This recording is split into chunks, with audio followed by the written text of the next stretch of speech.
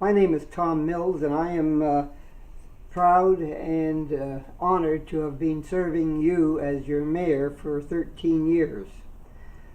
During that time, I got all of the items on my bucket list taken care of, so that when I left, I had a bunch of accomplishments that I'd like to mention right now.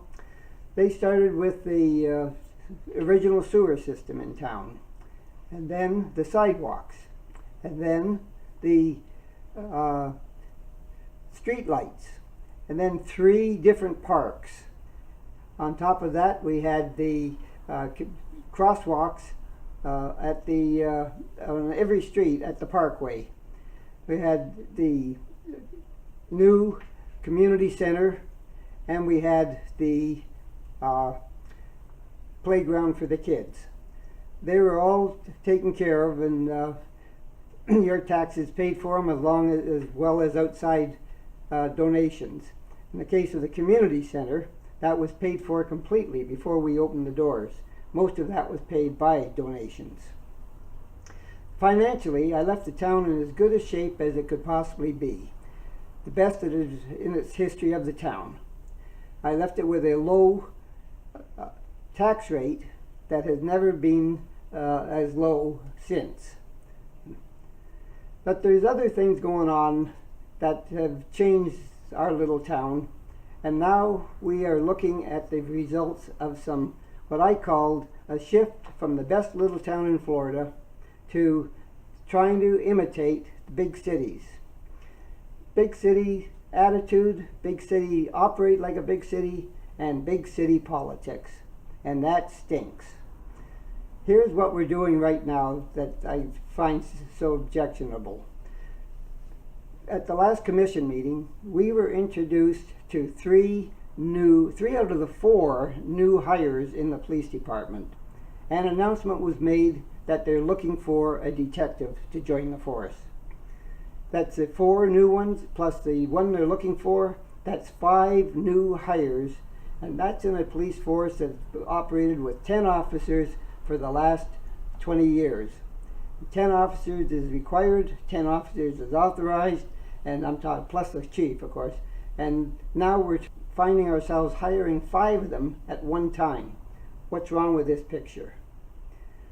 Also, that we see what's going on is that some of the actions are not exactly the way that they're portrayed. For instance, there's a drain problem on Ocean Avenue that's going to be solved with a $200,000 plus engineering project that's going to dig up the streets. Well, that problem may not be alleviated at all, because of the problem when the only time that problem exists itself, or the major problem that is existed shows up, is when the tides of a storm are high enough to cover our outlet pipe that goes out into the inlet. In that case, the water coming in from the ocean fills the pipe and has a great pressure, backs up, gets out on the drainage and into some properties that are lower than the streets.